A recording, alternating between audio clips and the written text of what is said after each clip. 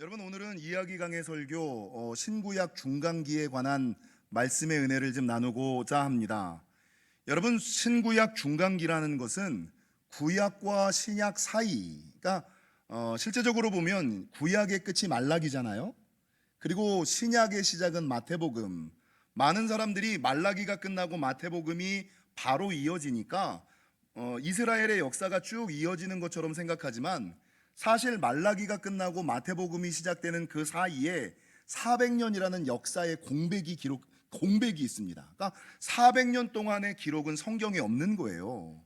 그래서 여러분, 이 말라기가 끝나고 신약이 시작되는 이 400년의 기간을 신구약 중간기라고 이야기하고, 다른 말로는 암흑기, 뭐 성령의 역사, 인류의 무슨 어떤 특별한 일들이 없는 암흑기, 또 어떤 말을 하냐면 하나님께서 아무런 말씀을 하시지 않았던, 하나님이 말씀하시지 않는 침묵기, 신구약 중간기라는 이름을 쓰기도 하고 암흑기라는 이름을 쓰기도 하고, 하나님께서 침묵하셨던 시기다, 이 침묵기라고 이야기를 하고 있다는 것이죠. 여러분, 이 중간기에 관련된 역사를 간단하게 좀 소개를 하면, 이스라엘의 역사는 제국들, 열강들 사이에서의 문제가 많이 있어요. 여러분, 솔로몬 이후 이 이스라엘은 북왕국과 남왕국으로 나뉘어지는데, 이 이스라엘 누가 끊임없이 힘들게 했냐면 아수르. 그러니까 지금 인류 역사에 보면 아시리아라는 제국이 끊임없이 힘들게 했어요. 그래서 여러분, 이 아수르라는 제국에 의하여 북왕국 이스라엘이 멸망을 당하고요, 그 다음 아수르 다음에 나타난 제국이 누구냐면 바벨론 제국인데, 이 바벨론은 뭐 바벨로니아, 인류 역사에도 바벨로니아 제국, 이런 이름을 사용하고 있지요. 여러분, 이 바벨론 제국에 의하여 남왕국 유다가 무너졌어요. 북왕국 이스라엘은 아수르 제국에 의하여 무너지고, 남왕국 유다는 바벨론 제국에 의하여 멸망을 당했어요. 그리고 이 북왕국과 남왕국에 살던 이스라엘 백성들이 바벨론에 전부 다 포로로 잡혀간 거예요. 그래서 이 바벨론에서 포로 생활을 하다가 이 바벨론 제국이 멸망하고 바사 제국, 페르시아 제국이 생기면서, 이 페르시아 제국이 그 나라에 대한 유화 정책을 써서, 오늘 본문에 나오는 누굽니까? 다리오, 고레스, 이런 사람들이 각 속국에 대한 자유를 좀 주죠. 니네가 니네 나라에 돌아가 살고 싶으면 살아라. 그래서 이 바사 제국, 페르시아 제국에 이스라엘 백성들이 자기의 땅 이스라엘 예루살렘으로 돌아와요. 그리고 나서 이 바사 제국, 페르시아의 지배를 받고 있다가, 여러분, 이 바사 제국, 그 페르시아 제국이 누구에 의하여 멸망되냐면, 저와 여러분이 너무나 잘 알고 있었던 그리스 헬라 제국의 알렉산더 대왕에 의해서 페르시아 제국이 멸망을 하고, 그러니까 여러분, 바사의 지배를 받던 이스라엘 사람들이 누구의 통치를 받는 거예요? 헬라 제국의 통치를 받게 된다는 거죠. 근데 이 헬라 제국의 알렉산더 대왕이 여러분 한 10년 만에 인도까지 이르는 거대한 제국을 완성해 두고 몇 살에 죽냐면 33살에 요절을 해버려요. 33살에 요절을 해버리고, 여러분, 그 왕위를 자기의 자녀에게, 자손에게 물려주는 것이 아니라 자기의 친구들, 자기와 함께 있었던 사람들에게 이 헬라 제국을 네 가지로 나누어서 그냥 줘버린다는 거죠.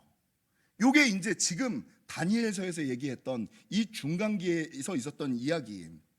그럼 요 다음엔 어떻게 되느냐? 여러분, 헬라 제국의 통치를 받고 있었던, 헬라 제국의 통치 가운데서 살아가던 이스라엘 백성들이, 여러분, 그 헬라 제국이 이 이스라엘에 대한 좀 강압 정책을 쓰면서 뭐를 하냐면, 성전을 모독하고요, 예배를 못 드리게 만들고요, 할례 받지 못하게 하고요, 안식일을 지키지 못하게끔 이 법령을 내미니까 이스라엘 백성들 가운데 울분이, 지금 코로나 시기랑도 조금 비슷하죠. 성전을 모독하고, 야, 교회도 똑같아, 이렇게 이제 성전을 모독하고, 그리고 주의를 못 지키게 만들고, 할례를 못 받게 만들고, 이런 것 때문에 누가 일어서냐면 마카비라는 사람이 일어나서 혁명을 일으켜요. 그래서 아수르, 바벨론, 바사, 헬라의 통치를 받고 몇백 년을 살던 이스라엘이 한 76년 동안 독립 왕조를 하나 세우는데, 이게 하스몬 왕조라는. 근데 이 하스몬 왕조가 이 중간기 동안에 좀 이 정권을, 독립국가로서를 좀 유지를 좀 쫙 잘했으면 좋겠는데, 여러분, 아수르, 아수르, 바벨론, 바사, 헬라, 이 헬라 제국이 누구에게 무너지냐면 아시는 것처럼 로마 제국이 무너져요. 그래서 예수님 당시는 누구의 통치를 받던 시대였어요? 헬라의 영향을 받았지만 로마의 통치를 받던 시대가 예수님의 시대였다는 거예요. 그리고 이 로마의 통치를 받다가 이 로마의 장군에 의하여 AD 70년에 예루살렘이 함락을 당해죠. 그래서 여러분 인류 역사 가운데 이스라엘이라는 나라가 완전히 없어져요. 그리고 그곳에 살던 사람들도 야 이제는 우리가 나라가 멸망했는데 이 땅에서 더 이상 못 살겠다 이래가지고 전 세계로 사람들이 흩어지기 시작해요. 어떤 사람은 유럽으로, 어떤 사람은 아시아로, 어떤 사람들은 이게 AD 135년 이게 디아스포라의 출발. 그러다가 여러분 이 이스라엘이라는 나라가 언제 다시 생기는지 아세요? AD 70년에 이스라엘이라는 나라가 멸망했다가 1948년도에, 그러니까 70년에 멸망했던 나라가 1870년 정도가 세월이 이른 후에 1948년에 다시금 예루살렘을 탈환하고 이스라엘을 탈환하여 나라가 1800년 만에 세워서 지금 우리가 알고 있는 이스라엘이 된 거예요. 이게 여러분 이스라엘의 역사를 보면 야 어떻게 이럴 수가 있지? 열방의 틈바구니에서 아수르 제국 밑에서, 바벨론 제국 밑에서, 바사 제국 밑에서, 헬라 제국 밑에서, 로마 제국 밑에서 멸망당했던 나라가 2000년 1870년이 지나서 다시금 나라가 독립되어서 지금 전 세계에서 가장 강한, 전 세계에서 가장 똑똑한, 전 세계에서 가장 부유한 나라를 이루고 살아갈 수 있다고? 이게 여러분 역사적인 관점으로 바라볼 때 있을 수 없는 이야기. 이게 여러분 그 이야기고, 이 인류의 역사 가운데 헬라 제국과 로마 제국이 끼어 있었던 요 때가 언제냐? 신구약 중간기. 그러니까 지금 제가 했던 이야기들은 많은 분들이 듣기는 들었지만 제대로 들어본 적이 없는 여러분 그런 이야기들이 신구약 중간기에 있었던 얘기들이라는 거죠. 그래서 여러분 이 말라기가 끝나고 예수님이 오실 때까지 이 400년 기간 동안의 역사가 성경에 기록되어 있지 않으니까 이 중간기에 대한 관심, 이스라엘의 역사에 대한 이해가 별로 없는 사람들이 많아요. 근데 유일하게 오늘 저와 여러분이 읽었던 다니엘서 11장에 여러분 중간기가 시작되기 200년 전에 다니엘 시대에, 다니엘은 바벨론과 바사의 포로로 잡혀 있을 때 사람 아니에요. 바벨론과 바사의 포로로 잡혀 있었던 다니엘이 하나님께서 천사를 통하여 200년 후의 일들을, 이 중간기에 일어날 일들을 예언을 하신 장면이 오늘 다니엘 11장 1절에서 여러분 마지막 절까지의 말씀이라는 거죠.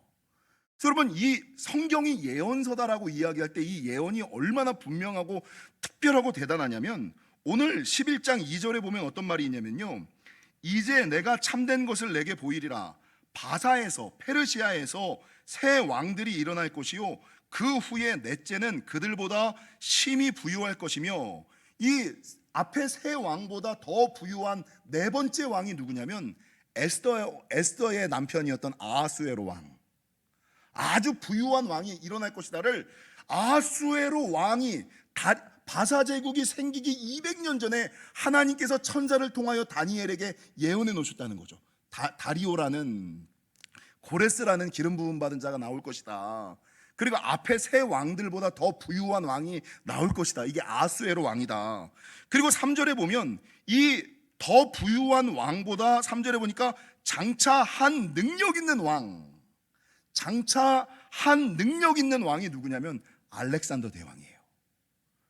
알렉산더 대왕이 나타나서 바사 제국을 물리칠 것이다. 근데 4절을 보십시오. 그러나 그가 강성할 때에 그의 나라가 갈라져. 여러분 알렉산더가 20살에 왕이 되어가지고요 30의 제국을 완성했어요. 3년 만에 페르시아를 정복하고 3년 만에 페르시아를 정복하고 10년 만에 인도까지 영향력을 뻗치는 거대한 제국을 만들었는데 33살에 요절을 해버려요. 그런데 그 4절에 보니까 그의 나라가 갈라져 천하 사방으로 나뉠 것이다. 알렉산더가 죽고 나서 이 헬라 제국이 네 수로 나뉘어요. 네 왕국으로 나뉘고, 오늘 그 본문에 북방왕국, 남방왕국, 이게 북방왕국은 시리아 중심의 여러분 셀류큐스 왕조고요, 남방왕이라는 것은 애굽 중심의 프톨레미 왕조예요. 이게 그 예언이 200년 전에 하나님께서 천사를 통하여 다니엘에게 이미 다 해놓으셨던 말씀. 그의 나라가 갈라져 천하 사방으로 내 나라로 갈라질 것이나 그의 자손에게로 돌아가지도 아니할 것이요 알렉산더 대왕의 자녀들은 왕위를 못 물려받을 것이다. 이걸 성경에서 200년 전에 이미 예언하고 있고, 또 자기가 주장하던 권세대로도 되지 아니하리니.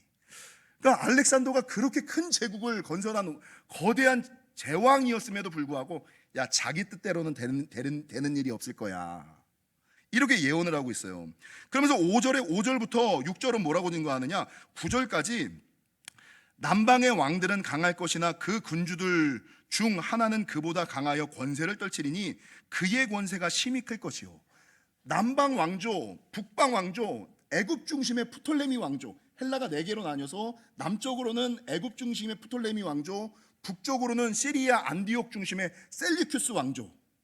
이 동서는 빼버릴게요. 이 두 왕조가 가운데에 누구를 두고 싸우냐면 가나안 지역 이스라엘을 두고 싸우는 거예요. 서로 가나안 지역을 갖겠다고, 서로 이스라엘을 지배하겠다고 싸우면서 이 남쪽의 프톨레미 왕조와 북쪽의 셀리큐스 왕족 사이에서 여러분 이스라엘 사람은 살 방법이 없는 거야.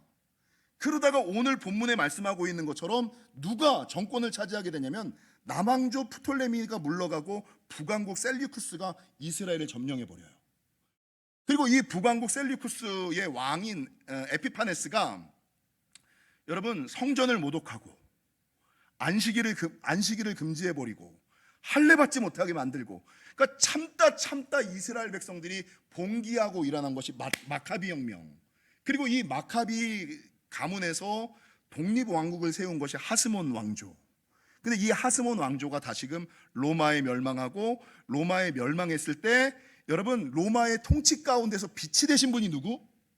예수님이 이제 오시는 거예요. 그러니까 여러분 이스라엘의 역사를 보면 아수르, 바벨론, 바사, 헬라, 로마, 이 열강 강대국 제국 사이에서 끊임없이 힘들고 어렵게 살아갔던 사람들, 그러니까 우리나라의 모습과 너무나 유사한 이런 것들, 이 모든 것들을 여러분 중간기가 시작되기 200년 전에 하나님께서 천사를 통하여 다니엘에게 예언하였고, 다니엘이 그거를 오늘 본문 다니엘 11장에 기록한 것이 200년 후 중간기에 그대로 다 일어났다는 거, 역사적으로 증명되었다는 게, 이게 성경의 위대함이라는 거죠. 여러분 이 신구약 중간기를 통하여서 성경에 없는 역사를 통하여, 그리고 특별히 오늘 이 다니엘 11장을 통하여 우리가 기억해야지 되는 것이 몇 가지가 있어요. 오늘 한 3가지 정도만 살펴보려고 하는데, 여러분 하나님께서 중간기가 도래하기 200년 전 다니엘을 통하여 예언하시면서 우리에게 강조하시는 것은 뭐냐면, 200년 전에 하나님께서 예언하시기를 야, 다리오라는 왕이 나타날 거야, 고레스라는 왕이 나타날 거야, 새 왕이 나타날 건데 4번째 왕이 더 부유할 거야, 4번째 왕이 더 강력한 능력 있는 왕에게 멸망당할 거야. 이거를 다 예언해 놓았는데, 인류 역사가 어떻게 흘러갈 것인가를 예언해 놨는데, 오늘 11장 1절과 2절의 주어를 보세요. 주어가 뭡니까? 내가 또 메대 사람 다리오 원년에 일어나 그를 도와서. 다리오가 일어나고 다리오를 돕는 게 누구예요? 내가, 하나님께서. 여러분 2절, 이제 내가 참된 것을 내게 보이리라. 누가 우리에게 참된 것을 보여주는 거예요? 왕을 일으키시는 사람, 나라를 세우는 사람, 나라를 멸망시키는 사람, 제국을 일으키는 사람. 여러분 그 거대한 제국을 일으켰지만 그 한 사람의 생명을 취하는 사람, 제국을 그 사람의 손에 쥐어주고 제국을 그 사람의 손에서 뺏는 사람, 주어가 누구예요? 내가. 이 내가가 누구예요? 하나님이. 그래서 여러분 구약과 신약 사이에 빠져있는 이 400년 중간기 역사, 여러분 이 중간기가 시작되기 200년 전 예언을 통하여 하나님께서 우리에게 말씀하고자 하시는 것은 무엇이냐? 세상의 많은 사람들은 마치 자기가 무언 것을 하는 것처럼, 자기가 마치 무언 것을 해놓은 것처럼, 야 내가 한 거야, 내가.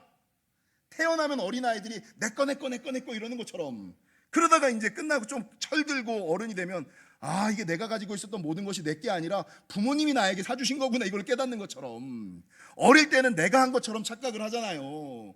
남자 나이 30, 40대면 자기가 열심히 해가지고 가게를 일구고 사업을 번창한 것처럼 착각하거든요.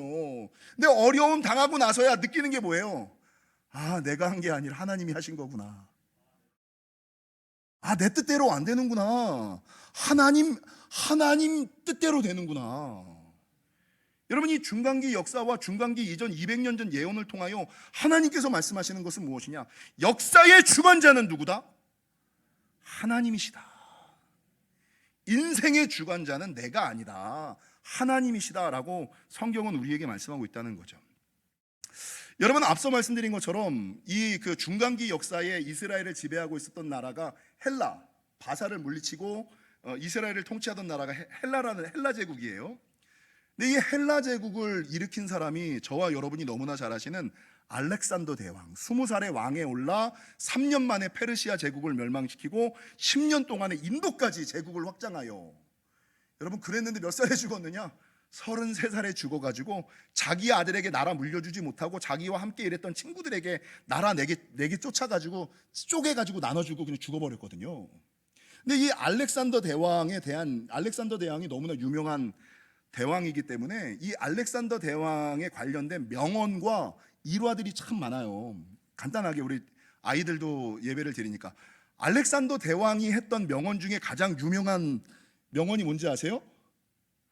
용감한 자만이 미인을 차지한다. 이게 알렉산더 대왕이 했던. 전 용감한 거예요. 용감한 자만이 미인을 차지한다. 다들 용감하시죠? 용감하셨으니까 미인을 차지하신 거예요. 여러분, 노력하는 자가 이룰 수 없는 것은 없다. 노력하는 자가 이룰 수 없는 것은 없다. 여러분, 그리고 이 알렉산더가 얘기했던 명언 중에 되게 유명한 거, 두려움을 정복하는 자 그는 세상까지도 정복할 수 있으리라. 두려움을 정복하는 자 그는 세상까지도 정복할 수 있으리라. 여러분, 이 알렉산더 대왕에 관련된 명언과 일화가 너무 많아요.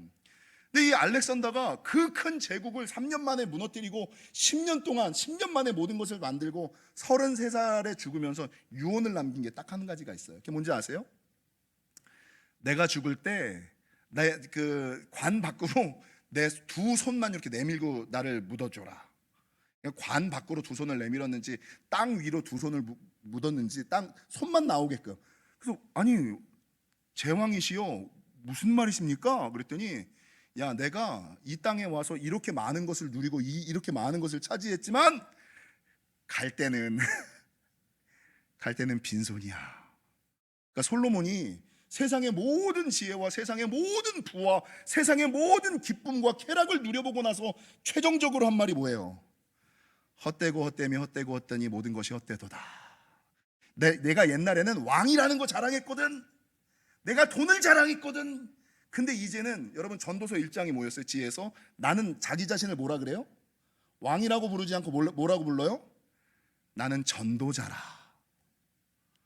여러분, 사장이라는 직분을, 회장이라는 직분을 더 귀하게 여기는지 집사라는 직분을 더 귀하게 여기는, 깨달으면, 야, 세상에서 사장 직분, 회장 직분, 이거 아무것도 아니구나. 하나님께서 주신 직분이, 안수 집사라는 직분이, 권사라는 직분이, 이 장로라는 직분이 얼마나 귀한지 솔로몬이 죽기 전에 이걸 아는 거예요. 근데 알렉산더 대왕도, 세상에서 그 많은 영토를 가졌던 알렉산더 대왕도 죽으면서 두 손을 관 밖으로, 세상의 모든 사람이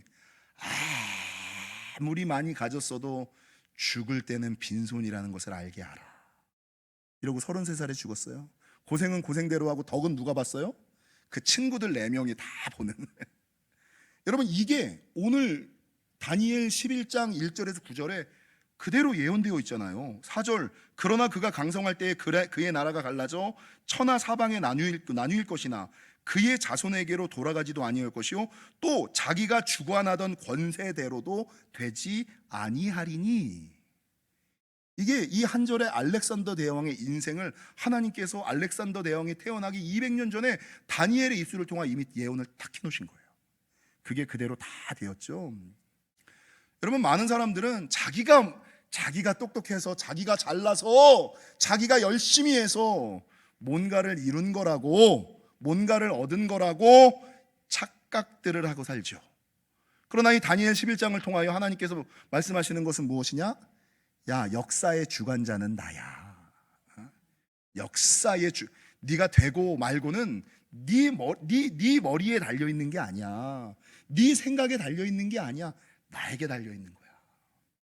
이 중간기 역사를 통하여 역사의 주관자는 하나님이시라는 것을 깨달으시는 저와 여러분이 되시기를 주님의 이름으로 간절히 축원합니다.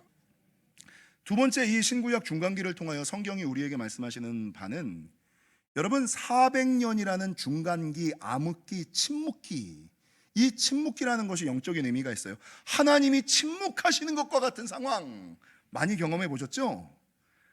40일 기도를 하고 금식을 해도 하나님 응답하여 주옵소서, 근데 하나님이 아무런 대답을 안 하시는 거야. 그러니까 내가 이 정도 기도하면 하나님이 응답하셔야지 되는데, 내가 이 정도 금식하면 하나님이 역사하셔야지 되는데, 하나님이 응답하시지도 않고 하나님이 역사하시지도 않는 것 같은 상황, 이걸 이제 하나님의 침묵기, 하나님은 말씀을 하지 않으시나? 하나님은 살아계시지 않나? 이게 의심되는 시기, 이게 중간기, 이스라엘 역사에도 400년이 있었다는 거죠.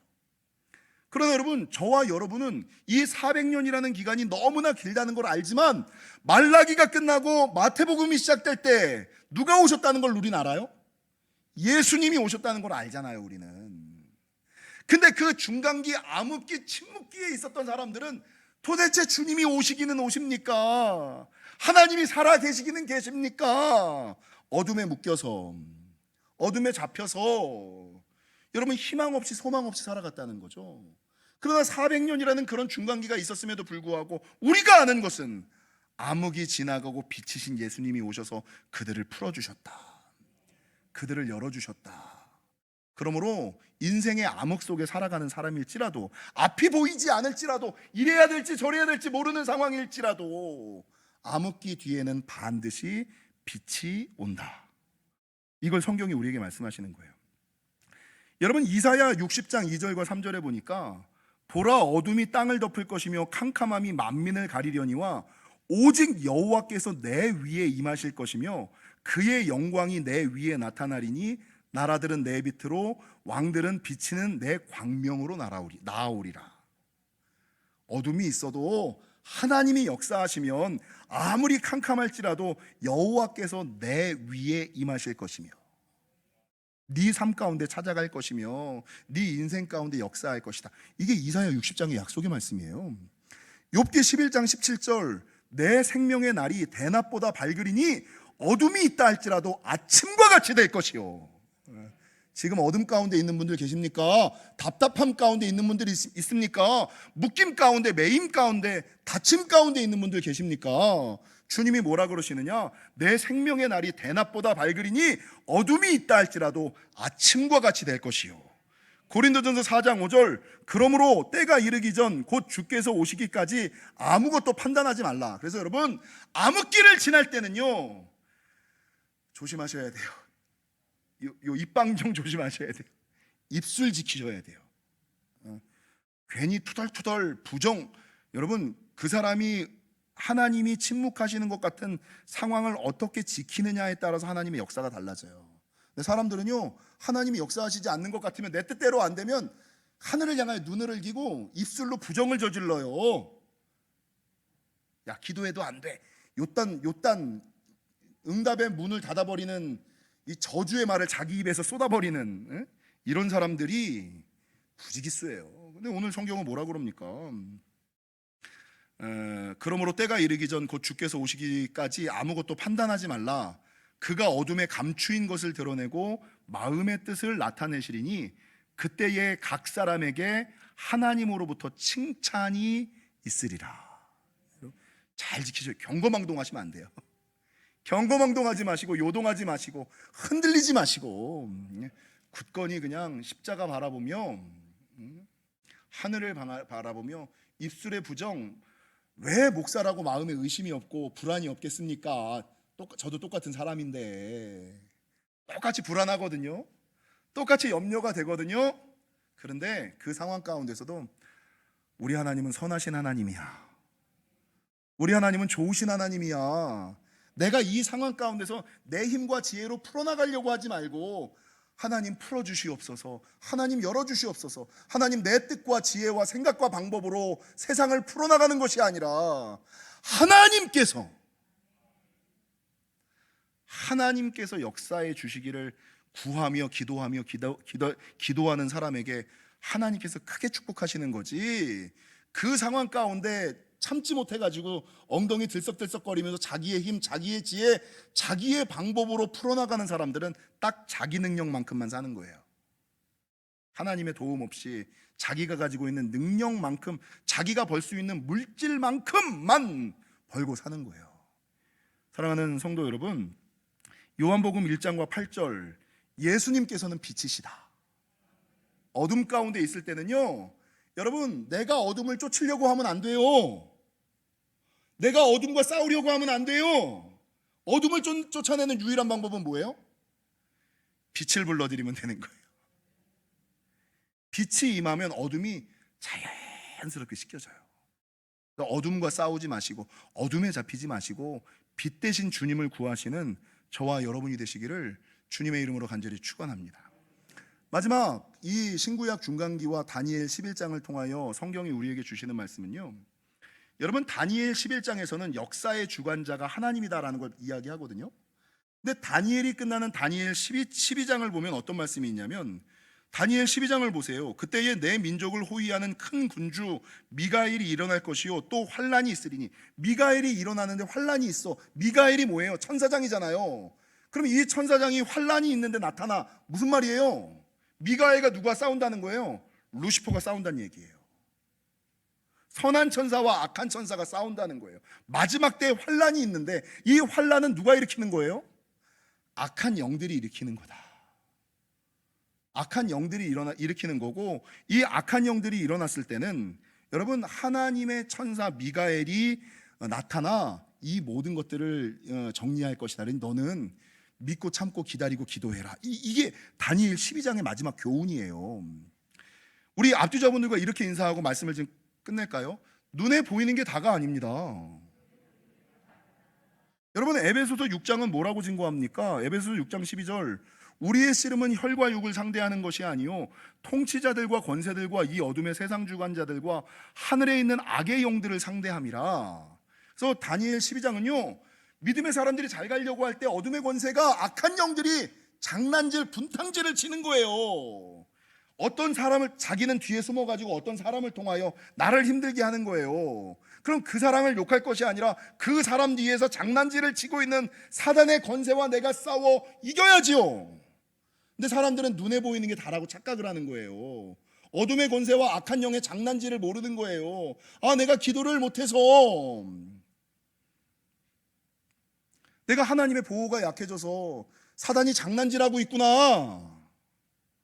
아, 내가 힘들구나, 내가 어렵구나를 깨달아야지 되는데, 이 악한 영들에 대한 생각은 전혀 모르고, 아, 이건 이래서 그래, 저건 저래서 그래, 눈에 보이는 것들로 판단하고 결정하는 사람들이 얼마나 많습니까? 그러니까 다니엘 12장이 끝날 때, 인류는, 역사는 하나님이 주관하시지만 네 문제가 풀리고 열리고 이 힘들고 어려운 일들은 이 악한 영들과 관련된 영적 전쟁의 문제일 수가, 영의 문제일 수가 많아. 여러분 인생이 안 풀리고 부부간에, 자녀간에 뭐 인생이 안 풀리는데, 내가 아무리 생각해봐도 이렇게 꼬일 일이 없어. 안 될 일이 없어. 그럼 이유는 뭐예요? 다 영의 문제예요. 내가 이만큼 노력했으면 세상에선 될 텐데 이렇게 노력했는데도 일이 안 풀렸어. 그럼 무슨 문제예요? 다 영적인 문제를 풀어야. 여러분, 제가 결혼할 때 얘기하잖아요. 육이 열려야, 혼이 열려야 육이 열리고요, 육이 열려야 영이 열리고요, 영이 열려야 하늘이 열리고요, 하늘이 열려야 인생이 열려요. 무슨 말인지 아세요? 육이 열려야, 혼이 열려야. 혼이 좀 나긋나긋하고, 여러분 힘들고 어려워도 시간을 구별하고 기도하면서 몸을 좀 구별하셔야 돼요. 육이 열려야 혼이 열리고, 혼이 열려야 영이 열리고, 영이 열려야 하늘이 열리고, 하늘이 열려야 비로소 내 인생의 문, 여러분 결혼의 문, 자녀의 문, 사업의 문, 생업의 문, 이게 그제서야 열리는 거예요. 왜 안 될까? 우린 다 아는데 본인만 몰라. 본인만. 이게 영적인 문제구나. 이거를 본인만 몰라. 본인만. 근데 거의 대부분 오래 그 문제에 잡혀 있는 분들, 계속 그 문제에 잡혀 있는 분들, 안 될 일이 없는데, 이 정도 하면 돼야 되는데 라고 생각하시는 분들은 다 영적인 문제라는 것을 좀 기억하시고, 다니엘 12장에 오늘이 무슨 날인지 아세요? 오늘이 할로윈 데이더라고요. 할로윈 데이. 그래서 오늘 이태원에 분장하고 코스튬하고 그렇게 사람들이 되게 많이 온대잖아요. 저는 오늘 아침에 인터넷을 딱 뜨면서 참 마음이 아픈 게, 여러분 성탄절에 메리 크리스마스라는 말을 쓰지 말고 해피 홀리데이라는 말을 쓰라고. 크리스마스를 기념하지 말라고, 성탄 트리를 만들지 말라고, 크리스마스 캐롤을 기업에서 틀지 말라고 법적으로 규제를 해버렸잖아요. 차별이라고. 성탄절은 그렇게 쥐잡듯이 잡는데, 여러분 요즘에 유치원에서 아이들한테 뭘 가르쳐요? 야, 할로윈이니까 너 귀신 복장 입고 와.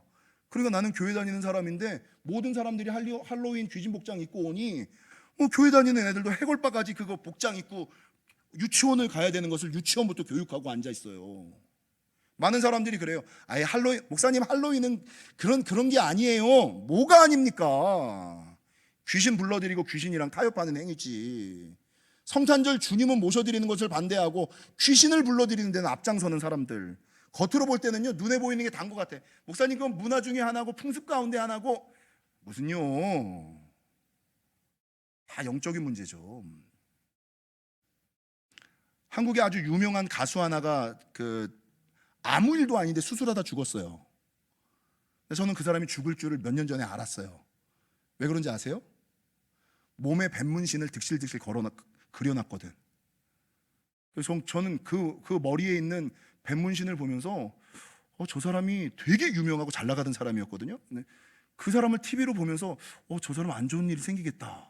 이걸 제가 볼 때마다 얘기를 했어요. 근데 별거 아닌 수술하다 그냥 수술 중에 죽었어요. 여러분 그냥 영의 눈이 열리지 않은 사람들은 이게 별거 아니라고 생각해요. 목사님 그냥 핸드백에 뱀 그려져 있는 거, 살모사 그려져 있는 거 이거 300만 원짜리 이러잖아요. 그걸 왜 갖고 다녀? 돈 300이나 죽으면서 그런 걸 왜 갖고 다녀? 나는 이해가 안 가. 그럼 여러분 눈에 보이는 게 다가 아닙니다. 아멘들을 안 하시네.